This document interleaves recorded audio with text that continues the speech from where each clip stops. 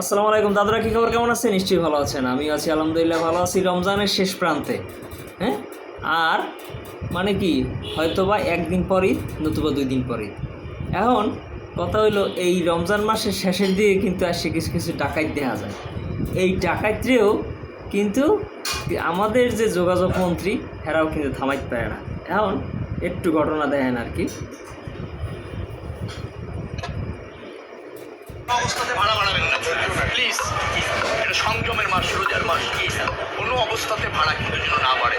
আমরা যদি কোনো কমপ্লেন না পাই যে ভাড়া বাড়ছে, আর বাসগুলি টাইম মতো ছাড়ার চেষ্টা করি। আমাদের মা বোনেরা এখানে আসেন, অপেক্ষা করেন, দীর্ঘ সময় অপেক্ষা করলে বাচ্চারা আছে কষ্ট হয়।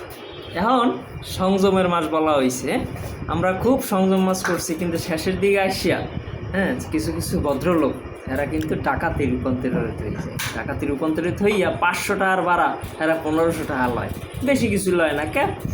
গিভ অ্যান্ড টেক কেমন কেমন না, আমি তোমার পৌঁছাই দিম বাড়ি, তুমি আরেকটা নিয়ে বাড়ি যাবা, আর তুমি কিছু একটু বেশি ভাড়া দিয়ে যাবা, এই আর কি।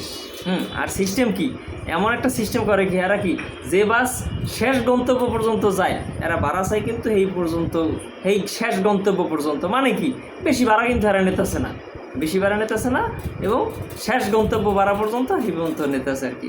মানে আপনার যাইতে হইবে ডাকাতির এই এর সিস্টেমের মধ্যে দিয়ে এরমই হয়। মানে এই ডাকাতগুলারে কোনো দিন বাইন্দে রাখা যায় না। এরা শেষ টাইমে আইলে এরা ডাকাতি শুরু হয়ে দেয়, হয় বাসে, লঞ্চে, ট্রেনে হয় খুব কম, কিন্তু বাসে, লঞ্চে আরও বিভিন্ন যেসব ওয়ে আছে এইগুলাতে হরদম ডাকাতি চলে আর কি।